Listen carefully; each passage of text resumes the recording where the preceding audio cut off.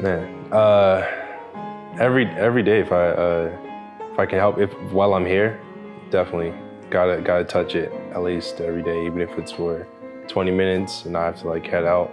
But yeah, I don't feel right if I don't at least show love as I walk by.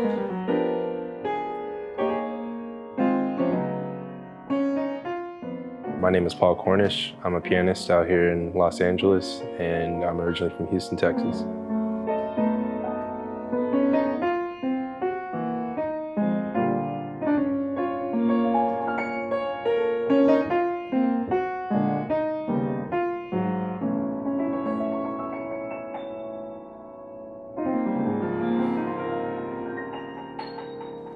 Ideally, if it's, if I get my way, I'll get up and go to the gym. I feel like that always like prepares me for whatever might come during the day.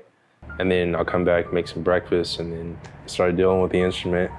And if I have a gig that night, I'll work on some music, and then yeah, kind of get ready to head to the gig and do that, and come back and do it all over again the next day.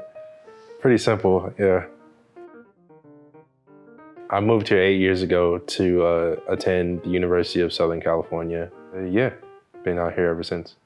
Out here was definitely kind of a cultural shock. For one, the food is different, and just the people are different.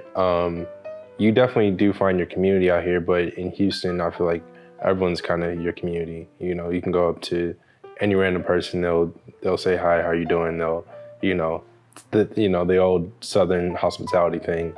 And then also out here it's just a lot faster. I feel like everyone's always trying to get to something or figure out their next, big move. So it's always interesting going back to Houston now. It feels like everything's way slower, and I almost have, you think I would be relaxed by that, but it's almost an anxiety of just like, why aren't things moving faster? But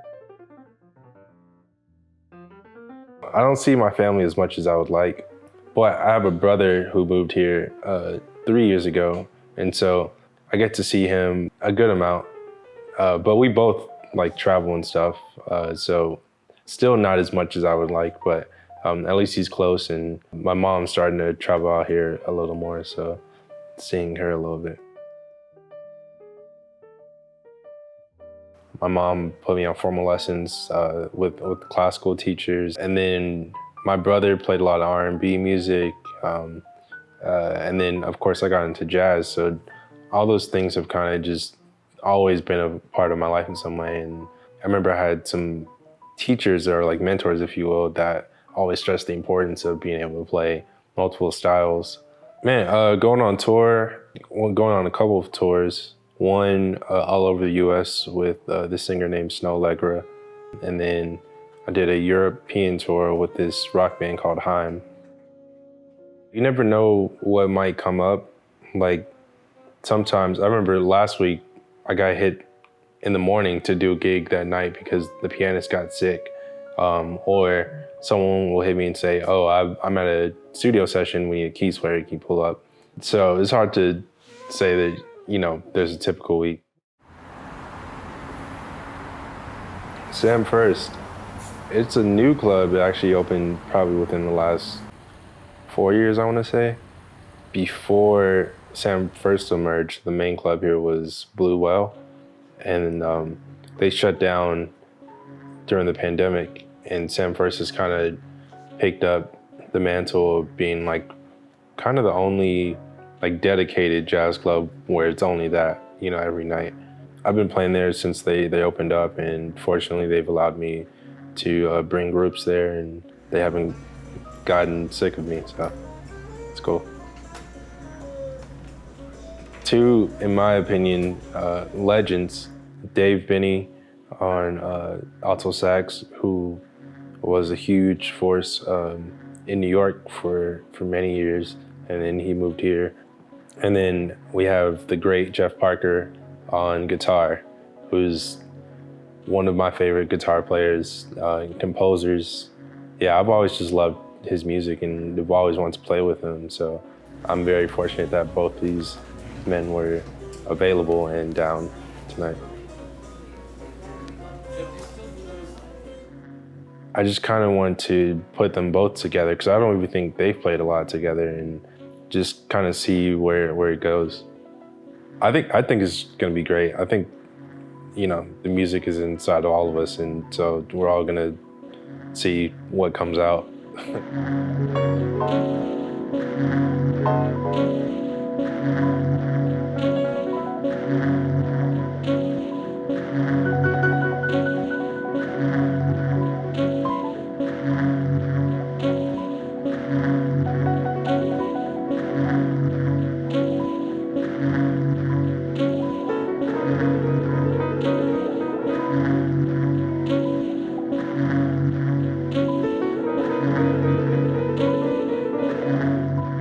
After the concert, probably hang there for a little bit. There's usually like a good hang after with the musicians, and especially if some other musicians kind of come to the show, probably be there for a little bit and then go home, go to sleep.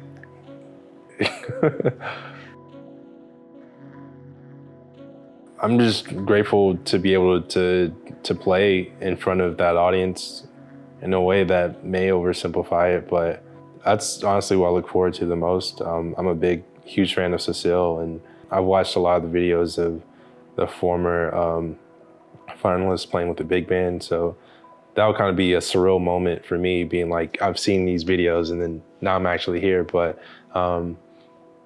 yeah, every chance to play is just a blessing, so it'd be cool to play in front of the audience and with those people.